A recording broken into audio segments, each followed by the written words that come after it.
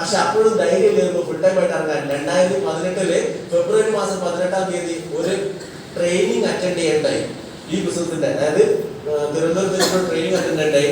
ആ ട്രെയിനിങ്ങിൽ വെച്ചിട്ടാണ് ഗവൺമെന്റ് ഇതിന്റെ സാധ്യത മനസ്സിലാക്കി തന്നത്. ഇത് ഗവൺമെന്റ് സപ്പോർട്ടിംഗ് ബിസിനസ് ആണെന്നും ഇത് ഭാവി ഏറ്റവും കൂടുതൽ പ്രോഫിറ്റ് ഉണ്ടാക്കാൻ പറ്റുന്നതാണെന്നും ഗവൺമെന്റ് ഉറ്റുനോക്കുന്ന ഒരു ബിസിനസ് ആണെന്നും മനസ്സിലാക്കിയപ്പോൾ ഒന്നും നോക്കിയില്ല. പിന്നെ എത്രയും പെട്ടെന്ന് ജോലി റിസൈൻ ചെയ്യണമെന്നായിരുന്നു ചിന്ത ഉണ്ടായിരുന്നത്. ഈ ബിസിനസ്സിൽ ആ ജോലി റിസൈൻ ചെയ്യുന്ന സമയത്ത് പല കമ്പനികളിൽ മാറി വന്ന് അന്ന് ആ സമയത്ത് ഉണ്ടായിരുന്നത് ICICI ബാങ്കിൽ അസിസ്റ്റന്റ് മാനേജർ എന്നുള്ള ഇൻഷുറൻസ് സെക്ഷൻ, ICICI പ്രൊഡക്ഷൻ എന്ന കമ്പനിയിൽ അസിസ്റ്റന്റ് മാനേജർ എന്നുള്ള പൊസിഷനിലാണ് ഉണ്ടായിരുന്നത്. കയറി പോയിട്ട് അന്ന് അവിടെ 40,000 ശമ്പളം ഉണ്ടായിരുന്നു, 10-15,000 അലവൻസ് ഉണ്ടായിരുന്നു. ഇതായിരുന്നു അന്നത്തെ സിറ്റുവേഷൻ. ആ ജോലി എത്രയും പെട്ടെന്ന് റിസൈൻ ചെയ്യണം എന്നുള്ളതായിരുന്നു ആദ്യത്തെ ടാർഗറ്റ്. 2018 അയക്കുന്നപ്പോഴത്തേക്ക് ആ സമയമാകുമ്പോഴത്തേക്ക് 2017 ആകുമ്പോഴത്തേക്ക് അതിന്റെ കേരളത്തിന്റെ ചോദ്യം അല്ലെങ്കിൽ നിർത്തിക്കുന്നു. അത് എന്താ പറയാ 2012 മുതലുള്ള കൊണ്ടുവച്ച പൈസകളും അതേപോലെ തന്നെ മറ്റുള്ള റോളിങ്സും കാര്യങ്ങളെല്ലാം വെച്ചിട്ട് അത് ക്ലിയർ ചെയ്തു. അത് ക്ലിയർ ചെയ്തപ്പോഴാണ് പിന്നീട് ആ ഒരു ജപ്തി നോട്ടീസ് ഒഴിവാക്കിയപ്പോഴാണ് മനുഷ്യന് മനസമാധാനം വന്നത്. നിങ്ങളെ വീട്ടിൽ നിന്ന് അച്ഛനോ അമ്മയോ പെങ്ങളോ അനിയനോ നിങ്ങളെ ഒരു ഫോൺ കോൾ ചെയ്താൽ നിങ്ങൾക്ക് എന്താണ് ഫീൽ ഉണ്ടാവുക? ആരെങ്കിലും ഒന്ന് പറയോ? നിങ്ങളെ വീട്ടിൽ നിന്ന് ഇപ്പൊ നിങ്ങളുടെ അച്ഛനോ അമ്മയോ നിങ്ങളെ ഫോൺ ചെയ്യുകയാണെങ്കിൽ, അനിയനോ നിങ്ങളെ ഫോൺ ചെയ്യുകയാണെങ്കിൽ നിങ്ങളുടെ ഫീലിംഗ് എന്താണ്? സാധാരണ ഒരു കോൾ അല്ലെ? പക്ഷെ എന്റെ വീട്ടിൽ നിന്ന് എനിക്ക് ആ സമയങ്ങളിൽ 2012 മുതൽ 2017 വരേക്കും എന്റെ വീട്ടിൽ നിന്ന് ആരെങ്കിലും എന്റെ വീട്ടിൽ നിന്ന് 4 പേരിൽ ആരെങ്കിലും ഒരാൾ ഒരു കോൾ ചെയ്തിട്ടുണ്ടെങ്കിൽ എനിക്ക് ടെൻഷനാണ്, നെഞ്ചിടിപ്പ് കൂടും. കാരണം അവിടെ എന്തോ പ്രശ്നം വന്നിട്ടുണ്ട്, ആരോ പൈസക്ക് ആരോ ചൊറയാക്കാൻ വന്നിട്ടുണ്ട്. ഇതാണ് എന്റെ ടെൻഷൻ, ആദ്യം പോകുന്ന കാര്യത. അതല്ലാതെ നിങ്ങൾക്ക് അത്തരത്തിലുള്ള വിഷയം ഉണ്ടാവില്ല. എനിക്ക് വീട്ടിൽ നിന്ന് കോള് വരരുതെന്നാണ് എന്റെ ടെൻഷന്റെ ചിന്ത ഉണ്ടാവും. ആ ഒരു രീതിയിലായിരുന്നു ഞാൻ ജീവിച്ചിട്ടുണ്ടായിരുന്നത്. അപ്പൊ പ്രശ്നങ്ങൾ തീർത്തിട്ട് മൈലേജ് ചെയ്യാൻ ആഗ്രഹിക്കുന്ന ആരെങ്കിലും ഈ കൂട്ടത്തിലുണ്ടെങ്കിൽ ഒന്ന് സാറേ നിങ്ങൾക്ക് പറ്റിയ പരിപാടി ഉള്ളത്. ഓക്കെ, പ്രശ്നങ്ങൾ ഉണ്ടെങ്കിൽ പ്രശ്നങ്ങളുടെ കൂടത്തിൽ തന്നെ ചെയ്യേണ്ട ഒരു പരിപാടിയാണ് MILS മാർക്കറ്റിംഗ്. 2018 ജോലി റിസൈൻ ചെയ്തു, ഫുൾ ടൈം കരിയർ ആയിട്ട് ഏറ്റെടുത്തു ഈ ബിസിനസ്. പാർട്ട് ടൈം ആയിട്ടാണ് ഞാൻ 2 കൊല്ലം ബിസിനസ് ചെയ്തിട്ടുണ്ട്. 2016 ഏപ്രിൽ മാസം മുതൽ 2018 മെയ് മാസം 31-ാം തീയതി ഞാൻ പാർട്ട് ടൈം ആയിട്ടാണ് ബിസിനസ് ചെയ്തത്. ഈ 2 കൊല്ലം കൊണ്ട് ആകെപ്പാടെ കിട്ടിയിട്ടുള്ള വരുമാനം 3 ലക്ഷം രൂപ, വെറും 3 ലക്ഷം രൂപ. അപ്പൊ മനസ്സിലായ കാര്യത്തിലുള്ളൂ, പാർട്ട് ടൈം ആയിട്ട് ചെയ്താൽ അത്രയും കിട്ടുള്ളൂ, അത്രയും ഉണ്ടാക്കാൻ പറ്റുള്ളൂ. അതിനുശേഷം ഫുൾ ടൈം ആയിട്ട് ഈ ബിസിനസ് ഏറ്റെടുത്തു. 2018 മെയ് മാസം 31 മുതൽ ജോലി റിസൈൻ ചെയ്ത് ഫുൾ ടൈം കരിയർ ആയിട്ട് മാറ്റിയപ്പോ ഓരോ സമയത്തും ഓരോ നേട്ടങ്ങൾ ഉണ്ടാക്കിയെടുക്കാൻ എന്നെ സഹായിച്ചു. അതിനിടയ്ക്ക് 2017 ഞാൻ ടാറ്റ ടിയാഗോ കാർ വാങ്ങിച്ചിട്ടുണ്ടായിരുന്നു. 2018 ഞാൻ ടാറ്റ ടിയാഗോ കാർ വാങ്ങിച്ചിട്ടുണ്ടായിരുന്നു. 2018 ജോലി റിസൈൻ ചെയ്തു. 2019 ദുബായ് ട്രിപ്പ് പോകാൻ പറ്റി. അതേ സമയത്ത് 2020 NTC എന്ന റാങ്കിൽ ഇതേ സ്റ്റേജിൽ വന്ന് കയറാൻ വേണ്ടി പറ്റി വിത്ത് സ്കോഡ റാപ്പിഡ്. പിന്നീട് 2020 ആയ സമയത്തേക്കാണ് ഇതിന്റെ പ്രാരാബ്ദവും കഷ്ടപ്പാടും ബുദ്ധിമുട്ടുകളൊക്കെ നാട്ടുകാർ മറന്നു. അവർ പിന്നീട് എന്നെ പറ്റി പറയുന്ന കാര്യം ഓൻ അഹങ്കാരാണ്. എന്തിന്റെ അഹങ്കാരം? ഓൻ എന്തിനാ 2 കാറൊക്കെ ടാറ്റ ടിയാഗോ സ്കോഡ റാപ്പിഡ്, എന്തിനാ അവന് 2 കാറ്, ഒരു ചോപ്പ് കാറ് ടിയാഗോ ഇല്ല, അവൻ അത് പോരെന്ന്. സാറേ അന്ന് എന്താ പറയാ, നമ്മൾ പാപ്പറായി നിൽക്കുന്ന സമയത്ത് ഞാൻ ഉപയോഗിച്ചുകൊണ്ടിരുന്ന അല്ലെങ്കിൽ ഈ ബിസിനസ് എന്റെ കയ്യിൽ കിട്ടിക്കൊണ്ടിരിക്കുന്ന സമയത്ത് ഞാൻ ഉപയോഗിച്ചിരുന്നത് സെക്കൻഡ് ഹാൻഡ് CD ഡീലക്സ് ബൈക്കാണ് ഞാൻ ഉപയോഗിച്ചുകൊണ്ടിരുന്നത്. Second hand CD deluxe bike. CD deluxe bike ഓർമ്മ ഇല്ലാത്ത ആൾക്കാർക്ക് ആർക്കെങ്കിലും ഉണ്ടെങ്കിൽ ഞാൻ ജസ്റ്റ് ഒന്ന് ഓർമ്മപ്പെടുത്താം, നിങ്ങളുടെ വീട്ടിൽ മീൻ കൊണ്ടുവരുന്നത് ആ വണ്ടിയിലാണ്. ആ വണ്ടി ഉപയോഗിച്ചുകൊണ്ടിരുന്ന വ്യക്തിയാണ് ഞാൻ. എന്റെ വീട്ടിൽ ഇപ്പോഴും ഉണ്ട് പ്ലാവിന്റെ ചോട്ടില് ആ KL11 AC 5821 എന്ന് പറയുന്ന CD ഡീലക്സ് എന്ന് പറയുന്ന ബൈക്ക്. അത് ആ വണ്ടിയിലാണ് ഞാൻ ഉപയോഗിച്ചിട്ടിരുന്നത്. അവിടുന്നാണ് എന്റെ തുടക്കം. അല്ലെങ്കിൽ അവിടുന്നാണ് ഞാൻ ഈ ബിസിനസ്സിനകത്തുനിന്ന് ഒരു കാർ വാങ്ങിക്കുന്ന ലെവലിലേക്ക് മാറിയത്, 2 കാർ കൊണ്ടുവരുന്ന ലെവലിലേക്ക് മാറിയത്. പിന്നീടാണ് 2020 കൊറോണ വന്നു നാട്ടുകാരൊക്കെ പറഞ്ഞാൽ അവനിപ്പോ 2 കാറൊക്കെ പോകും, ഇപ്പൊ കാണാൻ പറ്റും എന്താണ് സ്ഥിതി എന്നുള്ളത്. പക്ഷെ കൊറോണ വന്ന സമയത്താണ് ഗവൺമെന്റ് പറഞ്ഞത്, മുഖ്യമന്ത്രി പറഞ്ഞത്, ആരോഗ്യമന്ത്രി പറഞ്ഞത്, പ്രധാനമന്ത്രി പറഞ്ഞത് എന്താ പറയാ, രോഗപ്രതിരോധ ശേഷി വർദ്ധിപ്പിക്കുക, ആയുഷ് പ്രീമിയം മാർക്കുകൾ ഉൽപ്പന്നങ്ങൾ ഉപയോഗിക്കുക എന്ന്. ഇത് ആര് പറഞ്ഞു? ഗവൺമെന്റ് പറഞ്ഞു. ഞാനത് ഏറ്റു പറഞ്ഞു. ഞങ്ങളത് ടീമായിട്ട് സ്ട്രോങ് ആയിട്ട് പറഞ്ഞപ്പോ എന്ത് സംഭവിച്ചു?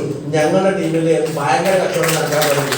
ആ ഒരു കൊറോണ ടൈമിൽ മാത്രം ഏകദേശം 50 ലക്ഷത്തിൽ കൂടുതൽ പൈസ ഉണ്ടാക്കാൻ വേണ്ടി പറ്റി. പ്രശ്നങ്ങൾ നോക്കി നിന്ന അതേ സുഹൃത്തുക്കളും ബന്ധുക്കളും ഒക്കെ അയൽവാസികളൊക്കെ ഉണ്ടായി. അവർ ആ പ്രശ്നങ്ങളെ നോക്കി നിന്നു. പക്ഷെ നമ്മള് ഈ ഒരു ബിസിനസ്സിൽ നേട്ടങ്ങൾ ഉണ്ടാക്കിക്കൊണ്ടേയിരുന്നു എന്നുള്ളതാണ്.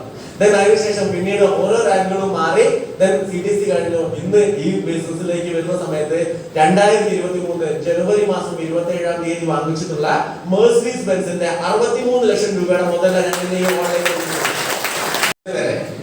പ്രത്യേകിച്ച് ഒരു പ്രത്യേക ഒന്നുമില്ല, ഒരു ഫീലിംഗ്സ് ഇല്ലായിരുന്നു. പക്ഷെ ഇവിടെ വന്നതിന് ശേഷം സത്യം പറഞ്ഞ കൈ പോയി. കാരണം ഇങ്ങനത്തെ ഒരു സംഭവം അത് ഡയറക്ട് സെല്ലിംഗ് ബിസിനസ്സിലെ നടക്കുള്ളൂ, വേറെ എവിടെയും നടക്കില്ല.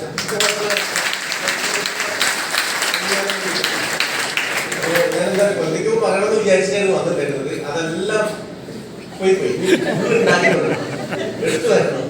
അപ്പൊ ഏതായാലും ഈ ഒരു അച്ചീവ്മെന്റിന്, ഈ ഒരു വേദിയിലേക്ക്, ഈ ഒരു സ്ഥാനത്തേക്ക് അല്ലെങ്കിൽ ഈ ഒരു നേട്ടത്തിലേക്ക് എന്നെ എത്തിച്ചിട്ടുള്ള അല്ല ദൈവത്തിന് ആദ്യമായിട്ട് നന്ദി പറയാണ്. അതോടൊപ്പം തന്നെ എന്നെ ഈ ഒരു ബിസിനസ്സിലേക്ക് കൊണ്ടുവന്നിട്ടുള്ള ഈ ബിസിനസ് എന്താണെന്ന് ഞാൻ മനസ്സിലാക്കിയിട്ടുള്ളത് 2006-ലാണ്. 2006 യാതൊരു ഒരു പരിചയമില്ലാത്ത ഒരു കസ്റ്റമർ വഴി ഞാൻ ഒരാളെ പരിചയപ്പെട്ട ആ വ്യക്തിയാണ് എൻ്റെ അടുത്ത് ആദ്യമായിട്ട് ഇതിന്റെ വിത്ത് എന്റെ തലയിൽ ഇട്ടിട്ടുള്ളത്. ആ വ്യക്തിയോട് ഞാൻ ഈ സമയത്ത് ഞാൻ ഓർക്കുകയാണ്, നന്ദി പറയാണ്. കാരണം അതിനുശേഷം പിന്നെ എന്നെ സഹായിച്ചിട്ടുള്ള എൻ്റെ കുടുംബത്തിനോട്, എൻ്റെ സുഹൃത്തുക്കളോട്, എൻ്റെ അയൽവാസികളോട് ഒക്കെ നന്ദി പറയാണ്. അതേ സമയത്ത് ഈ ബിസിനസ്സിലേക്ക് വരുന്ന സമയത്ത് എന്നെ ഈ ബിസിനസ്സിലേക്ക് എന്നെ സപ്പോർട്ട് ചെയ്തിട്ടുള്ള അല്ലെങ്കിൽ എനിക്ക് ഈ ഒരു ഓപ്പർച്യൂണിറ്റി തന്നിട്ടുള്ള ധനീഷ് മാധവൻ സാറിന്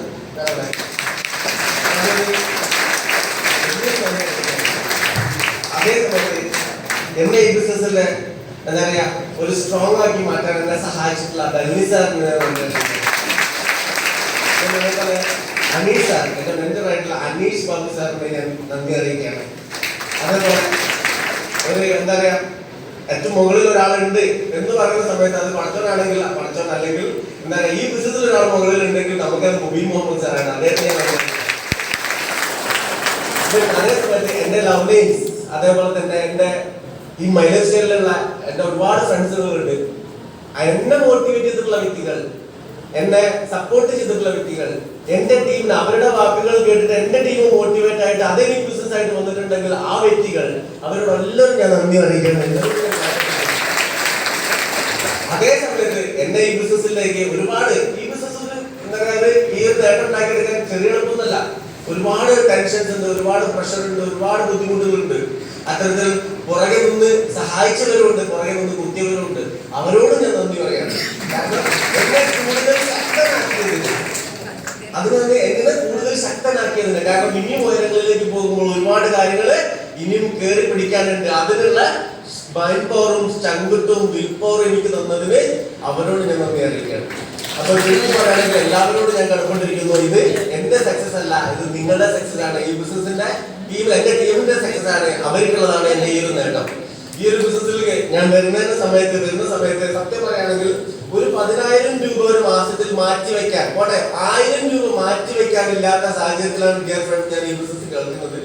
ഒരു ഞായറാഴ്ച ധനീഷ് മാധവൻ സാർ എന്റെ വീട്ടിൽ വന്നിട്ട് പറഞ്ഞു, സുബിയ എനിക്ക് ഡയറക്ട് സെല്ലിംഗ് ബിസിനസ് ഈ ബിസിനസ് വീണ്ടും 2015-ലാണ് ആ സമയം ബിസിനസ് സ്റ്റാർട്ട് ചെയ്തിട്ടുണ്ട്, കേരളത്തിൽ നിയമം വന്നിട്ടുണ്ട്, നമുക്ക് ചെയ്താലോ എന്ന് പറഞ്ഞു. ഞാൻ പറഞ്ഞു ആയിക്കോട്ടെ ചെയ്യാലോ.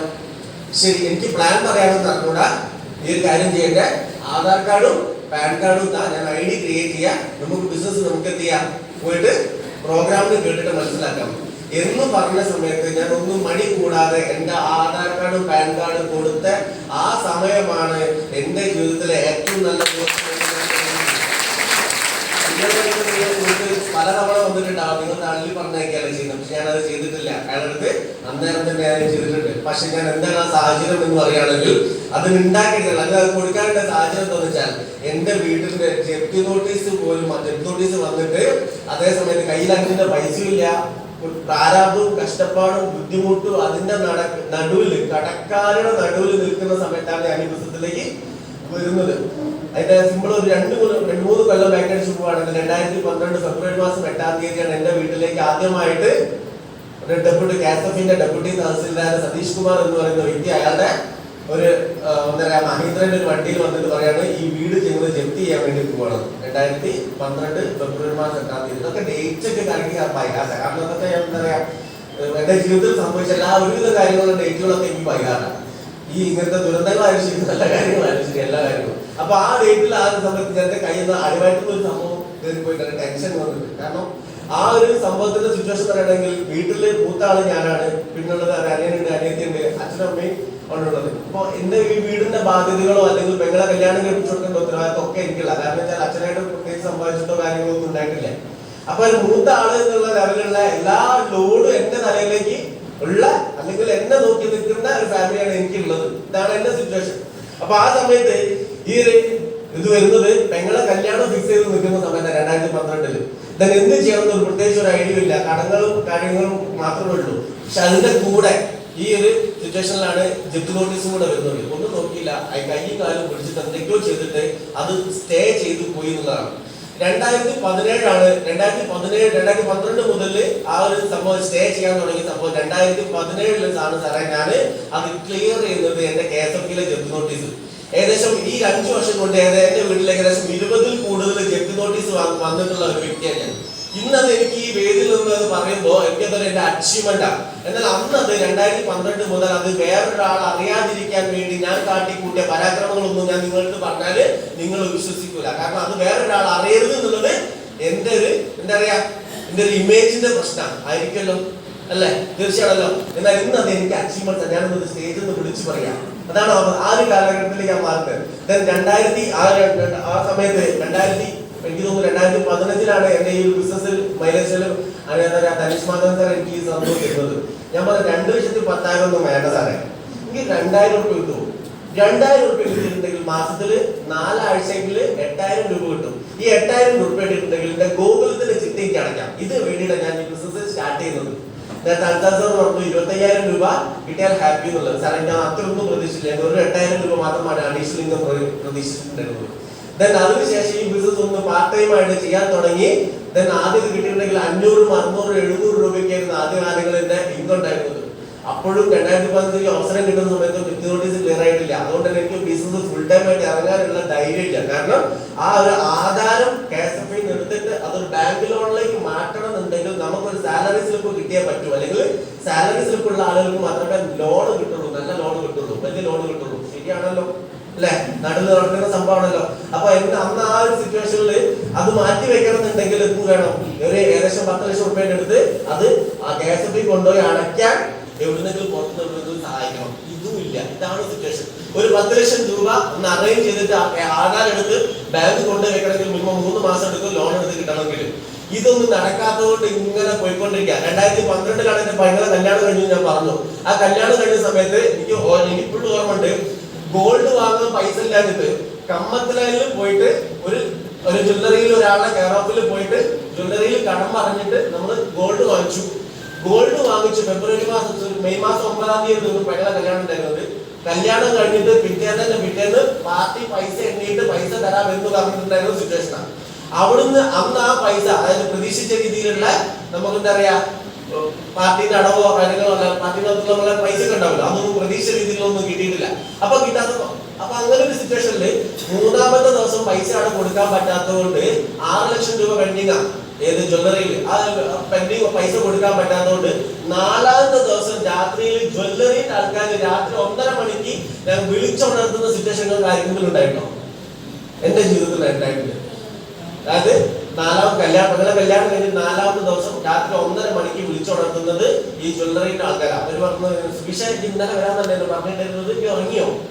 എനിക്ക് ഞാൻ എന്റെ പെങ്ങളെ വീട്ടിലേക്ക് ഒന്ന് പോകാൻ നിൽക്കുന്നു. കത്ത് തന്നെയല്ലേ, കത്തിൽ അഡ്രസ് ഉണ്ട്, ഞങ്ങൾ അങ്ങോട്ട് പോകാൻ നിൽക്കുന്നു. നിങ്ങൾ എന്താ ഫീൽ ചെയ്യുക രാത്രി 1:30 മണിക്ക്?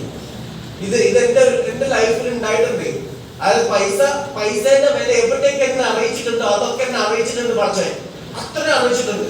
10 രൂപയുടെ വില എന്നെ അറിയിച്ചിട്ടുണ്ട്, 50 രൂപയുടെ വില അറിയിച്ചിട്ടുണ്ട്. അത് അറിയിച്ചിട്ട് അത് അത്രയും കടബാധ്യതയും കാര്യങ്ങളും ഉണ്ടായിട്ടുള്ള.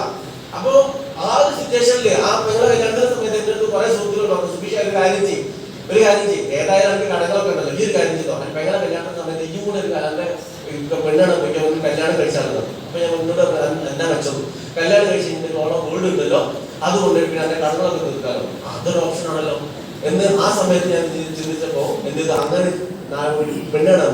പെണ്ണാണാൻ പോയപ്പോ ദുരിതാശ്വാസമായിട്ടാണോ പെണ്ണാണാൻ പോകുന്നത്? അല്ലേ? ഓളെ ഗോൾഡ് കിട്ടണം, അത് കിട്ടിക്കഴിഞ്ഞാൽ അതേ കടം വീട്ടാൻ പോകും. അതാണ് ദുർദ്ദേശം. ആ ദുർദ്ദേശമായിട്ടാണ് പെണ്ണാണ് പോകുന്നത്. പക്ഷെ പെണ്ണ് കാണാൻ പോയി, കുറെ പെണ്ണുകൾ കണ്ടു. പക്ഷെ നാട്ടിലൊന്ന് അന്വേഷണം നടന്നു. ഞാൻ വിചാരിക്കുന്നത് എന്റെ ഇമേജ് വേറെ ആർക്കും അറിയില്ല എന്നാണ്.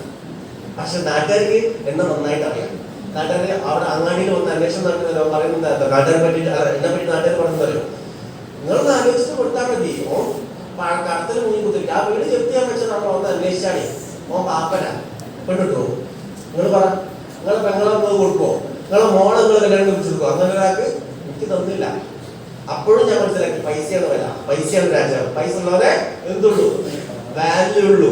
സമൂഹത്തിൽ വാല്യൂ ഉണ്ടെങ്കിൽ പൈസ വേണം. പൈസ എന്ന് പറഞ്ഞാൽ അത്രയും വൃത്തിയുടെ സാധനം. അങ്ങനെയാണെങ്കിൽ പൈസ ഉണ്ടാക്കണം. ഇനി അടുത്ത ചിന്തത എത്രയും പെട്ടെന്ന് പൈസ ഉണ്ടാക്കണം. പൈസ ഉണ്ടാക്കിയതിന് ശേഷം പിന്നെ എന്ത് ചെയ്യാം, അതിനനുസരിച്ച് ബാക്കിയൊക്കെ വന്നോളൂ, ഓട്ടോമാറ്റിക്കായി വന്നോളൂ. ഞാൻ ഏതോ ട്രെയിനർ എടുക്കുന്നത് കേട്ടിട്ടുള്ളതാണ്. പൈസയാണ് ഇതെല്ലാം അളവ് പോലുള്ളത്. പൈസ ഉണ്ടായി കഴിഞ്ഞാൽ ബാക്കി എല്ലാം താനെ വന്നോളുന്നുള്ളത്. അങ്ങനെ മനസ്സിലാക്കിയിട്ട് പിന്നെ പെണ്ണ് കാണാനൊന്നുമില്ല. പിന്നെ നിർത്തിയതാ, അന്ന് നിർത്തിയതാ. ആ 2012-13 കാലത്തിൽ പിന്നെ ഞാൻ പെണ്ണ് കാണാൻ പോയിട്ടേ ഇല്ല. ഞാൻ അതിന് സംഭവമാക്കി. കാരണം ഞാൻ പെർഫെക്റ്റ് അല്ല, എന്നില്ല. എനിക്ക് എന്നെ അന്വേഷിച്ച് കഴിഞ്ഞിട്ടുണ്ടെങ്കിൽ എനിക്ക് കിട്ടൂല. പിന്നെ ഞാൻ ചിന്തിച്ചുള്ളൂ, ഓളെ ഗോൾഡ് വെച്ചിട്ട് എന്റെ കടം വീട്ടൂല. അത്രയ്ക്ക് വൃത്തികെട്ടവനാകാൻ ഞാനില്ല. എല്ലാരും പറ്റിയിട്ട് ഞാൻ കാണുന്നുണ്ട്. നമ്മളെല്ലാം എന്റെ പെങ്ങളെ, കാരണം കേട്ടത് എങ്ങനെ, എന്റെ പെങ്ങളെ 5 പേരുടെ ഗോൾഡ് ഇല്ലേ, എല്ലാ പെണ്ണുകൾക്കും ഇതുണ്ടാവും. 5 പേരുടെ ഏറ്റവും വലിയ ഗോൾഡ് ഉണ്ടാവും അല്ലേ. അതൊന്നെങ്കിൽ ഏട്ടൻ കൊണ്ടുപോയിണ്ടാവും, അല്ലെങ്കിൽ ഹസ്ബൻഡ് തന്നെ കൊണ്ടുപോയി, അല്ല അച്ഛൻ കൊണ്ടുപോയിണ്ടാവും. എന്റെ പെങ്ങളത് ഞാനാ കൊണ്ടുപോയത്. ഓക്കെ, അത് ഞാൻ കൊണ്ടുപോയി പണയം വെച്ചിട്ട് അതെനിക്ക് തിരിച്ചു കൊടുക്കാൻ പറ്റാത്തതിന് അവളെ അനുഭവിച്ചിട്ടുള്ള ടെൻഷനും അവളെ അനുഭവിച്ചിട്ടുള്ള ചീത്തയും അത് കാരണം ഞാനും എന്റെ അച്ഛനും അമ്മയും അനുഭവിച്ചിട്ടുള്ള ടെൻഷനും അത് അത്ര മാത്രം ഇതിൽ പിന്നെയും അനുഭവിച്ചിട്ടുണ്ട് പൈസന്റെ കാര്യത്തിൽ. അവിടെയൊക്കെ തോൽപ്പിച്ചിട്ടുള്ളത് പൈസയാ. ബാക്കിയൊക്കെ ഉണ്ട്, ബാക്കിയൊക്കെ നമുക്ക് ഉണ്ടാക്കാം. നിങ്ങൾ ഒന്ന് ആലോചിക്കും, ഈ നല്ല കുട്ടപ്പനായിട്ട് ഇങ്ങനെ പുറത്തിറങ്ങിയിട്ടുണ്ടെങ്കിൽ ഇത്രമാത്രം ടെൻഷൻ അടിക്കുന്ന എത്ര ആണെന്ന് തോന്നുന്നു. ഇല്ലല്ലോ. അതാണ് എന്താ പറയില്ല, എന്താ പറയാ, ലുക്ക് ഉണ്ടെന്നുള്ളു, കയ്യിലൊന്നുമില്ലേ.